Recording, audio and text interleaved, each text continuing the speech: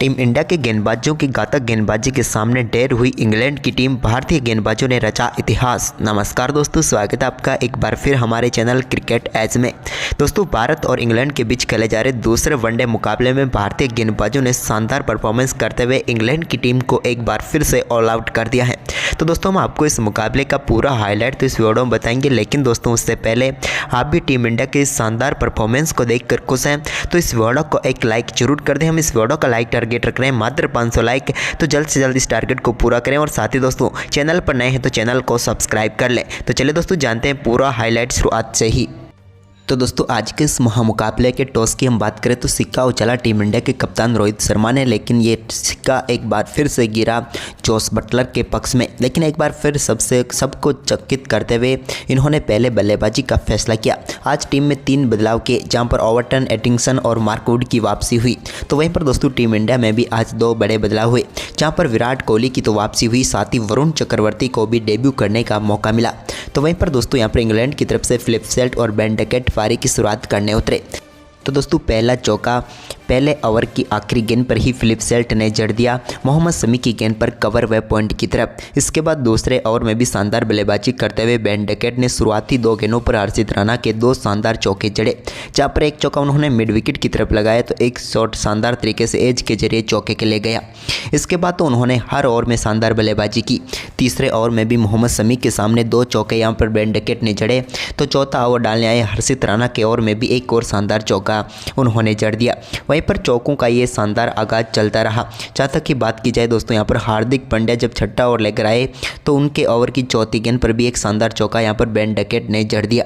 इसके बाद दोस्तों हार्दिक पांड्या ने छठे ओवर की आखिरी गेंद पर एक शानदार मौका बनाया था, लेकिन यहाँ पर फिलिप सेल्ट ने शॉट तो खेला था अपरकट, लेकिन यहाँ पर सीधे पहुँच गया अक्षर पटेल के हाथों में। लेकिन अक्षर पटेल ने एक आसान सा कैच छोड़ दिया और यहाँ पर जीवनदान मिल गया फिलिप सेल्ट को, और यहाँ पर पहली सफलता भारतीय टीम को मिलती रह गई। इसके बाद तो फिलिप सेल्ट ने भी अपनी आक्रामक बल्लेबाजी करनी शुरू कर दी। कैच ड्रॉप होने के बाद अगले ही ओवर में उनके बल्ले से सामने की तरफ एक शानदार चौका देखने को मिला मोहम्मद शमी की गेंद पर। तो वहीं पर शुरुआती 8 ओवर में एक भी ऐसा ओवर ना रहा जिसके अंदर बाउंड्री ना आई हो। इन दोनों बल्लेबाजों में से किसी न किसी बल्लेबाज ने चौका जड़ा, लेकिन इसके बाद पहले छक्के के लिए 10वें ओवर का इंतजार करना पड़ा। लेकिन 10वें ओवर की चौथी गेंद पर फिलिप सेल्ट के बल्ले से लॉन्ग ऑन के ऊपर से एक शानदार छक्का देखने को मिला।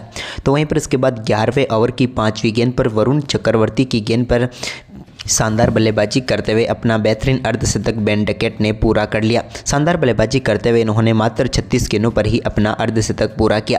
लेकिन इसके बाद दोस्तों यहाँ पर शानदार गेंदबाजी करते हुए वरुण चक्रवर्ती ने ही फिलिप सेल्ट को पेविलियन भेज दिया।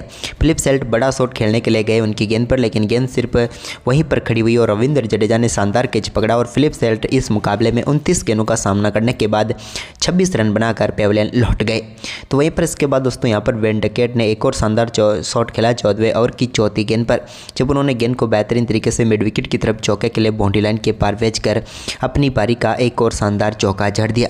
लेकिन इसके बाद दोस्तों यहाँ पर शानदार बल्लेबाजी कर रहे थे बेन डकेट और धीरे धीरे अपने स्कोर को आगे बढ़ा रहे थे। लेकिन तभी रविंद्र जडेजा ने शानदार वापसी करवाई टीम इंडिया की, और 16वें ओवर की 5वीं गेंद पर बेन डकेट उनकी गेंद पर बड़ा शॉट खेलने गए, लेकिन सीधे मिड विकेट पर खड़े हार्दिक पांड्या को अपना कैच थमा बैठे और रविंद्र जडेजा ने भारतीय टीम को दूसरी सफलता दिला दी। बेन डकेट काफ़ी शानदार बल्लेबाजी कर रहे थे, लेकिन आखिरकार 56 गेंदों का सामना करने के बाद 65 रन बनाकर वो पेविलियन लौटे। इसके बाद नए बल्लेबाज क्रीज पर उतरे हैरी ब्रूक ने शानदार बल्लेबाजी दिखाई, जब 19वें ओवर की चौथी गेंद पर कदमों का इस्तेमाल करते हुए लॉन्ग ऑफ के ऊपर से एक फ्लैट छक्का जड़ दिया हैरी ब्रूक ने वरुण चक्रवर्ती की गेंद पर। यह उनके बल्ले से निकला हुआ एक बेहतरीन छक्का था।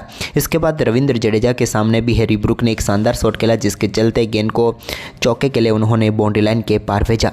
तो वहीं पर जो रूट ने भी अक्षर पटेल के सामने शानदार बल्लेबाजी करते हुए एक गेंद को बेहतरीन तरीके से बाउंड्री लाइन के पार भेजा। तो इसके बाद हर्षित राणा की गेंद को हैरी ब्रूक ने भी शानदार तरीके से एक्स्ट्रा कवर की तरफ चौके के लिए बाउंड्री लाइन के पार भेज दिया। इन दोनों बल्लेबाजों ने भी शानदार पार्टनरशिप बना ली। लेकिन इसके बाद दोस्तों यहाँ पर एक और शानदार चौका 29वें ओवर की दूसरी गेंद पर अक्षर पटेल की गेंद पर जो रूट ने खेला, जहां पर गेंद को मिड विकेट की तरफ चौके के लिए बाउंड्री लाइन के पार भेजा। यह भी उनके बल्ले से निकला हुआ एक और दमदार शॉट था। लेकिन इसके बाद दोस्तों 30वें ओवर की चौथी गेंद पर हर्षित राणा के सामने एक और बड़ा शॉट खेलना चाहते थे यहाँ पर हैरी ब्रूक, लेकिन गेंद सीधे पहुँच गई शुभमन गिल के हाथों में। लेकिन शुभमन गिल ने भी पीछे भागते हुए एक अद्भुत कैच पकड़ा और समाप्त की यहाँ पर हैरी ब्रूक की पारी को। हैरी ब्रूक अच्छी बल्लेबाजी जरूर कर रहे थे, पूरी तरीके से सेट हो चुके थे, लेकिन 52 गेंदों पर 31 रन बनाकर वो भी पेविलियन लौट गए। इसके बाद इंग्लैंड के कप्तान जोस बटलर क्रीज पर उतरे तो उन्होंने आते ही 31वें ओवर की चौथी गेंद पर एक शानदार चौका वरुण चक्रवर्ती की गेंद पर जड़ा, जब उन्होंने गेंद को शानदार तरीके से बाउंड्री लाइन की तरफ भेजा गैप में डालते हुए। तो वहीं पर इसके बाद वरुण चक्रवर्ती के सामने ही रिवर्स स्वीप के जरिए एक और शानदार चौका यहाँ पर जो रूट ने भी जड़ दिया और इंग्लैंड की टीम के स्कोर को शानदार तरीके से आगे बढ़ाया और 190 रनों के पार पहुँचा दिया जो रूट और उनके साथ जोस बटलर ने। इसके बाद दोस्तों यहाँ पर जो रूट ने शानदार परफॉर्मेंस करते हुए एक शानदार सिंगल के साथ ही अपना बेहतरीन अर्धशतक पूरा किया। टीम के लिए इनका अर्धशतक काफ़ी महत्वपूर्ण था, तो क्योंकि लगातार विकेट गंवा रही थी इंग्लैंड की टीम, लेकिन यहाँ पर इन्होंने शानदार परफॉर्मेंस करते हुए अर्धशतक पूरा कर लिया। जो रूट ने अपना अर्धशतक 60 गेंदों पर पूरा कर लिया, लेकिन इनके अर्धशतक के बाद 39वें ओवर की चौथी गेंद पर हार्दिक पांड्या ने शानदार गेंदबाजी करते हुए जोस बटलर को पेविलियन भेजा। जोस बटलर का भी कैच यहाँ पर शुभमन गिल के हाथों में ही गया। एक बार फिर से शानदार कैच यहाँ पर कप्तान से देखने को मिला और यहां पर पेविलियन भेज दिया बटलर को, जिन्होंने 35 गेंदों पर 34 रन बनाए। लेकिन इसके बाद दोस्तों यहां पर लियाम लिविंगस्टन के साथ मिलकर जो रूट ने टीम के स्कोर को आगे बढ़ाया। तो इस दौरान एक शानदार चौका यहां पर देखने को मिला लिविंगस्टन के बल्ले से, जब उन्होंने हार्दिक पांड्या की गेंद को बेहतरीन तरीके से चौके में तब्दील कर दिया।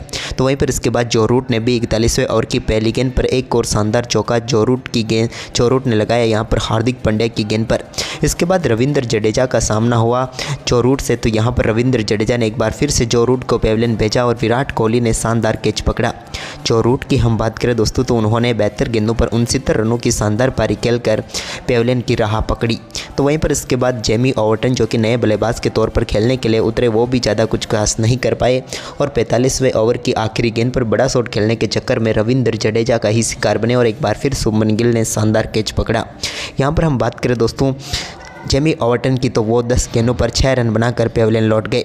इसके बाद एक और सफलता यहाँ पर 48वें ओवर की पहली गेंद पर मोहम्मद शमी ने दिलाई, जब उन्होंने एटिंगसन को पेविलियन भेजा और यहाँ पर एक बार फिर से विराट कोहली गेंद के नीचे आए, शानदार कैच पकड़ा और पेविलियन भेज दिया यहाँ पर एटिंगसन को, जिन्होंने 7 गेंदों पर 3 रनों की पारी खेली। इसके बाद आदिल रशीद ने शानदार बल्लेबाजी करते हुए 48वें ओवर की चौथी, 5वीं व आखिरी गेंद पर 3 गेंदों पर 3 चौके मोहम्मद शमी को जड़े और इन 3 चौकों के साथ ही 100 ओवर में 15 रन बटोर लिए, जिसके चलते इंग्लैंड की टीम का स्कोर 290 रनों के पार हो गया। इसके बाद यहां पर एक शानदार छक्का 49वें ओवर की पहली गेंद पर देखने को मिला लियाम लिविंगस्टन से, जब उन्होंने हर्षित राणा की गेंद को वाइड लॉन्ग ऑन मैक्सिमम के लिए भेज दिया बाउंड्री लाइन के पार। वहीं पर इसके बाद दोस्तों लियाम लिविंगस्टन शानदार बल्लेबाजी जरूर कर रहे थे, लेकिन आखिरकार वो भी 2 रन लेने के चक्कर में 50वें ओवर की चौथी गेंद पर रनआउट होकर पेविलियन लौटे। उन्होंने आज शानदार बल्लेबाजी की, इंग्लैंड की टीम को 300 रनों के पार पहुंचाने में अहम भूमिका निभाई, लेकिन आखिरकार 32 गेंदों पर 41 रन बनाकर वो आउट हुए। इसके बाद आखिरी विकेट के तौर पर 50वें ओवर की 5वीं गेंद पर 1 रन लेना चाहते थे केएल राहुल के हाथ से साकिब महमूद, लेकिन केएल राहुल के डायरेक्ट हिट ने समाप्त की यहाँ पर नॉन स्ट्राइक एंड से आ रहे मार्क वुड की पारी को और वो 1 गेंद पर 0 पर पेविलियन लौट गए और इंग्लैंड की पूरी टीम एक बार फिर 304 रनों पर ऑल आउट हो गई और भारतीय टीम के सामने 305 रनों का लक्ष्य रखा इंग्लैंड की टीम ने।